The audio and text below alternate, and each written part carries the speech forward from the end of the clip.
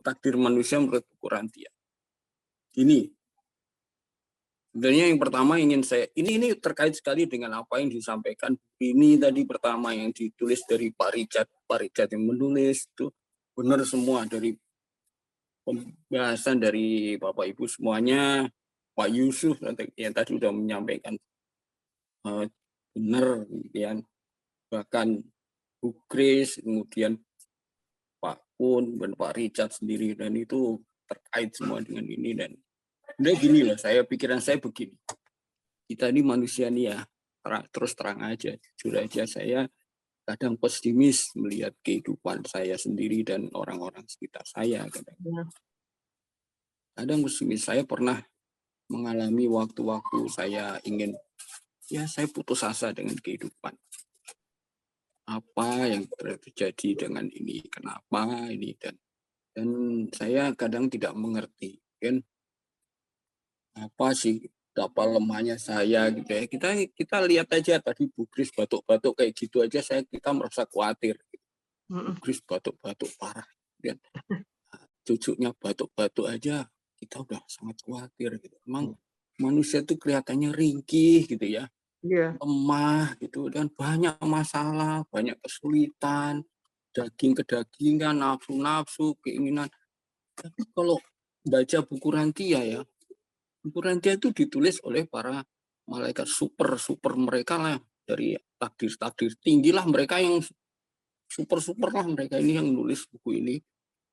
Itu mereka optimis sekali dengan manusia.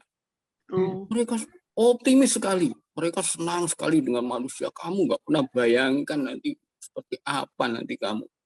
Kayak begitu. Jadi saya coba menyelidiki ya, search, mencari. Dan karena saya ingat dari yang saya terjemahkan, saya ingat. Dan ada beberapa ini saya hanya sampaikan kesimpulan besarnya aja. Gitu ya. Our destiny yang pertama adalah God is not only the determiner of destiny, He is man's eternal destination. Destiny atau takdir akhirnya kita ini itu adalah Tuhan. Itu yang awal hidup kita dia akhirnya hidup kita juga bakalan sama Tuhan gitu kira-kira. Saya tidak bahas lebih detail ya. Yang penting ini adalah ini. Yang pertama, coba slide sebelumnya Pak, slide sebelumnya. Slide sebelumnya, bentar Pak. Nah, ini ada yang penting nih Pak, ya. Yang nomor 5 ini Pak. God has embarked upon the eternal adventure with man. Jadi ini adventure-nya God bersama-sama kita yang eternal. Iya.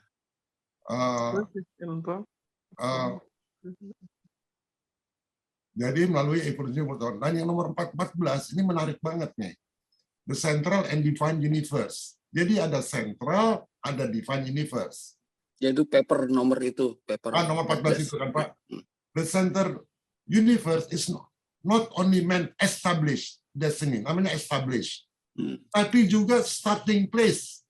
Jadi awal. Jadi begitu kita sampai ketemu God, central universe, nanti itu merupakan titik awal dari eternal career. Jadi dari Morontia sampai ke sana itu ya, kita belajar, tapi begitu sampai di central universe ketemu God, mulailah starting place of eternal career. Ya. Shall sometimes be started out on undisclosed and universal adventure in experience of adventure. Jadi kita akan bersama-sama exploring the infinity of the universe Father. Jadi kita bersama-sama mengeksplor infinity-nya dia. Kayak dia sekarang kan dia lagi mengeksplor infinity-nya dia. Nah, kita nih sama-sama. Dan itu semua tadi di paper 103, man is most truly the architect of his own eternal destiny. Free will. Ya, terima kasih Pak. Sorry. Arsitek eternal destiny. Kita ini arsitek nih benar-benar kita karena kita punya free will. Arsitek our own eternal destiny. Kita ini arsiteknya sendiri. Jadi fakta pertama yang disampaikan buku Rantia bahwa manusia itu anak-anaknya Tuhan. baik yang benar maupun yang tidak benar, baik yang berdosa apapun, itu jelas-jelas di dalam ajaran-ajaran ini anak kita ini manusia adalah anak-anak Tuhan. Jadi sebagai anak Tuhan, maka tujuan pertama kita adalah Tuhan.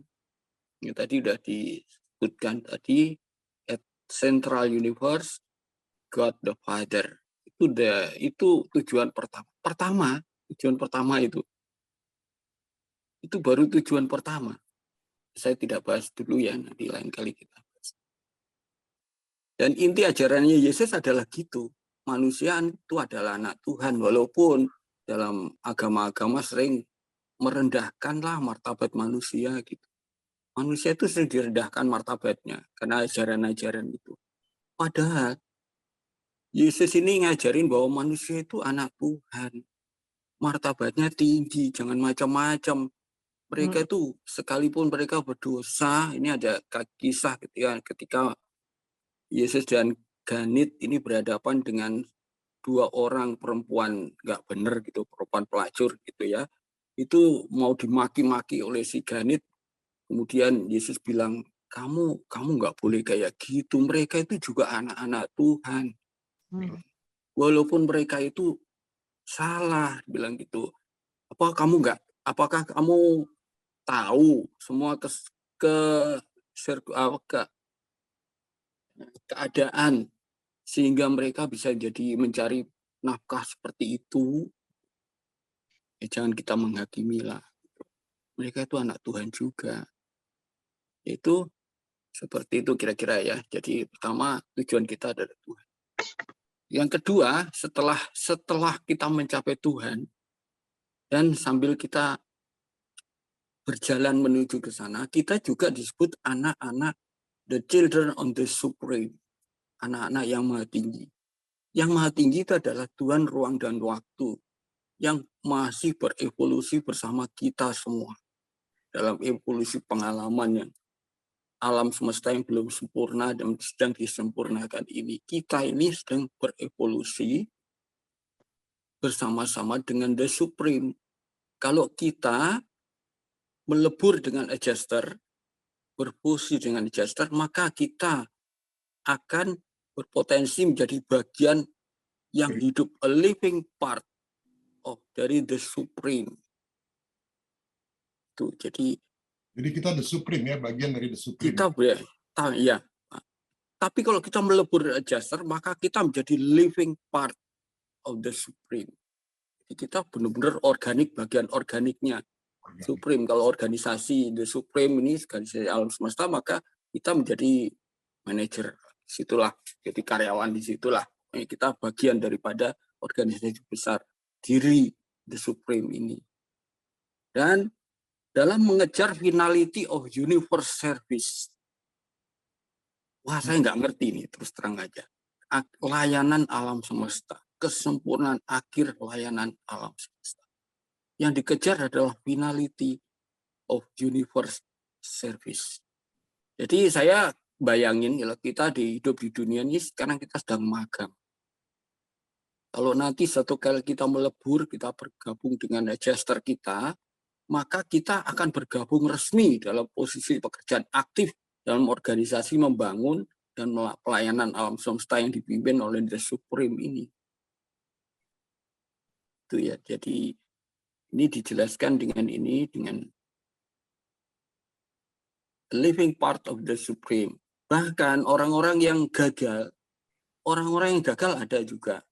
Itu kepribadian mereka diserap oleh The Supreme, walaupun tidak menjadi living part of him. Jadi semua ada dalam soal semesta ini yang punya pengalaman, baik itu manusia, baik itu binatang pun, mereka punya pengalaman dalam alam semesta ini hidup ya. Itu pengalaman mereka diserap kembali kepada The Supreme. Menjadi bagian daripada evolusi, Tuhan evolusi alam semesta ini. Jadi ini contoh ini juga, kalau sampai seorang makhluk menolak eternal career, jadi dia nggak mau untuk menjadi selamat, gitu, dia menolak, bagian pengalamannya itu nggak hilang. pengalamannya itu disimpan tetap di dalam The Supreme, walaupun dia nggak ikut lagi di dalam karena dia nggak jadi dia non survivor, dia tidak hidup lah, ya kan, dia tetapi pengalaman dia diserap oleh The Supreme. Jadi ini semua ini nggak ada ruginya di The Supreme, pengalaman alam semesta tidak pernah rugi. Itu yang kedua. Ya, nah pekerjaannya apa? Tadi sudah dijelaskan Pak Yusuf tadi itu. The job, the future, our future job. Kita susah payah diajari di dunia tadi kata tadi tulisannya Pak Richard tadi kan, kita ini kayak ikut universitas alam semesta yang besar, diajari untuk tujuan masa depan, ya untuk mengelola outer universe yang ukurannya sangat besar, yang jauh melebihi alam-alam semesta super yang sekarang ini.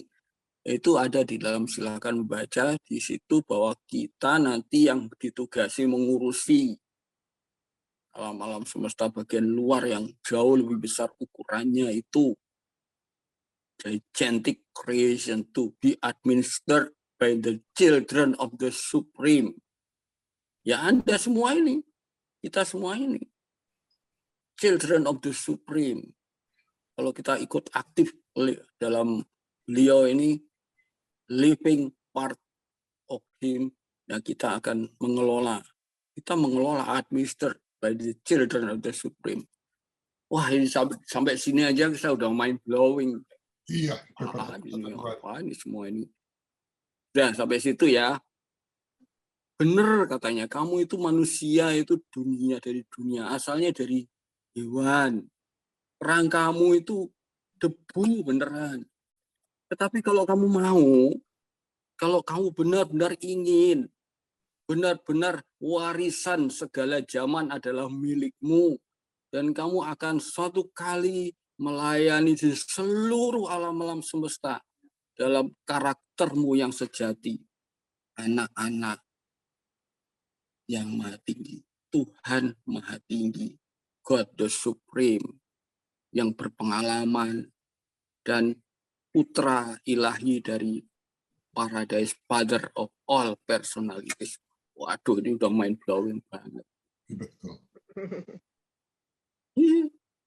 Oke, itu masih kurang cukup nih ya. Nah, sekarang ada lagi nih yang lebih tinggi lagi dari itu. Katanya buku Rantia membagi alam semesta ini menjadi 3 kelompok besar.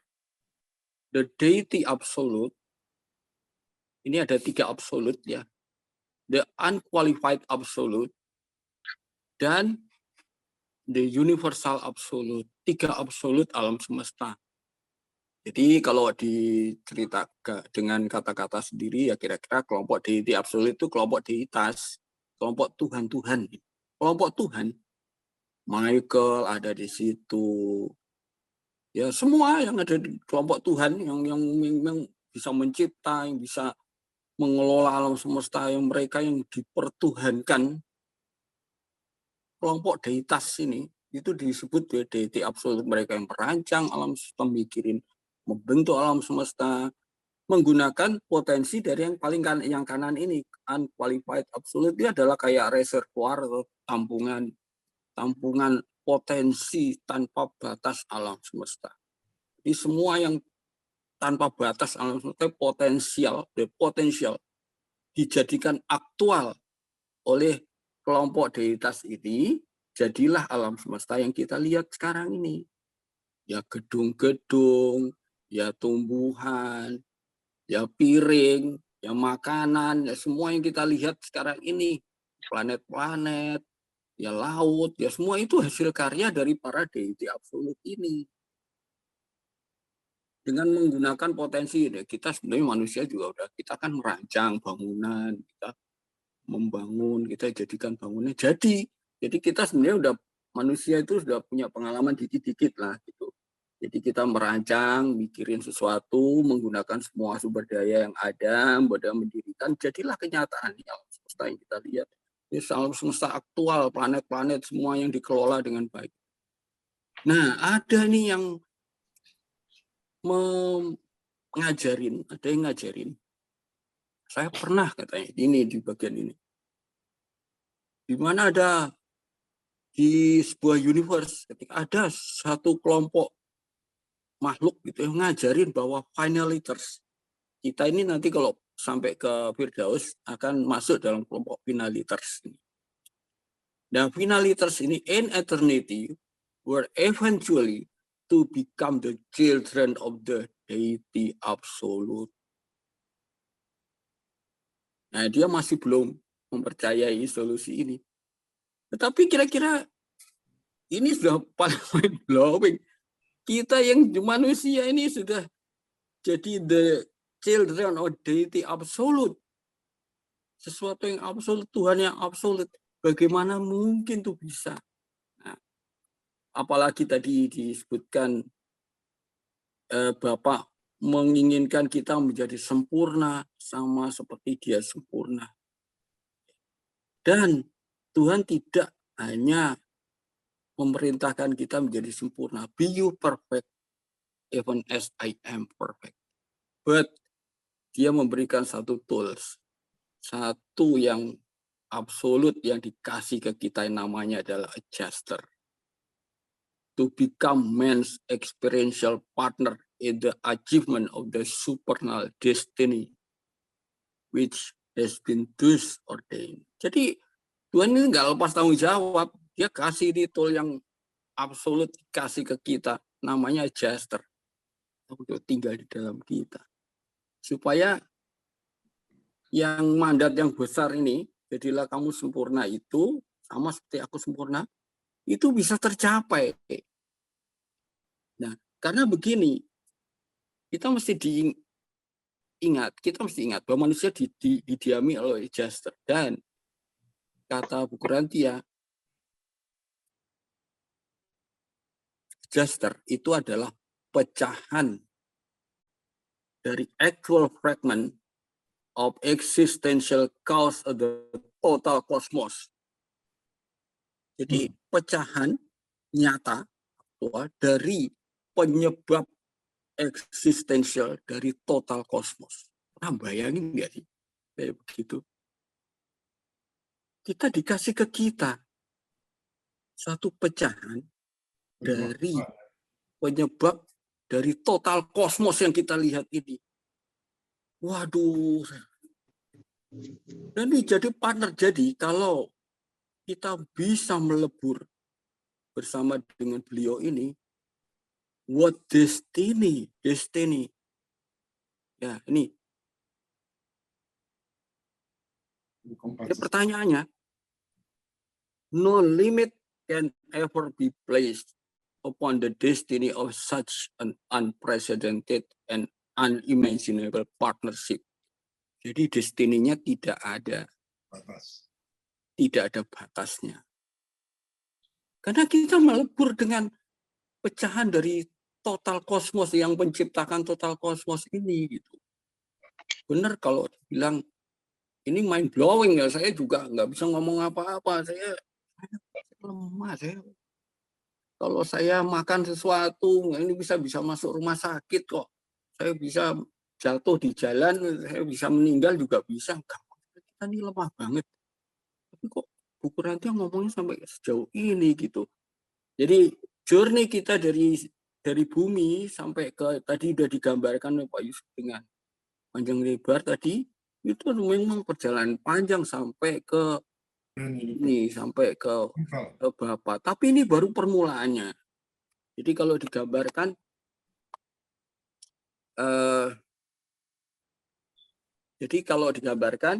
nah nanti saya kirimkan yang lebih dari ini. Ada satu lagi yang nanti saya sampaikan satu gambar lagi. Jadi nanti moga-moga ini jadi mungkin menjadi PR kita untuk kita diskusikan kapan-kapan. Itu aja mungkin ingin saya sampaikan. Kita journey to infinity, journey to ya infinite lah kita ini. Saya sih sampai sekarang nggak mau percaya, terus terang aja, saya jujur aja, saya manusia, saya banyak kekurangan. Tapi kok Bu Rantia ngomongnya sampai sejauh ini. Mungkin saya kalau lihat Bapak Ibu dalam kondisi sekarang, ya seperti itulah. Kalau Bapak Ibu lihat saya gitu ya juga, ya itu kayak begitu saja. Tapi saya hanya percaya bahwa takdir kita, kata buku Rantia, takdir kita di alam semesta itu kekal, takdir kita tuh sangat tinggi. Dan kuncinya ada di dalam adjuster kita ini. Kalau kita mau, yaitu ikat kontrak tadi itu, ikat kontrak dan setia, itu nggak bisa tanpa ikat kontrak. Harus tuh. Karena kita mesti janji sumpah sama beliau nanti yang akan mewujudkan itu menjadi kenyataan.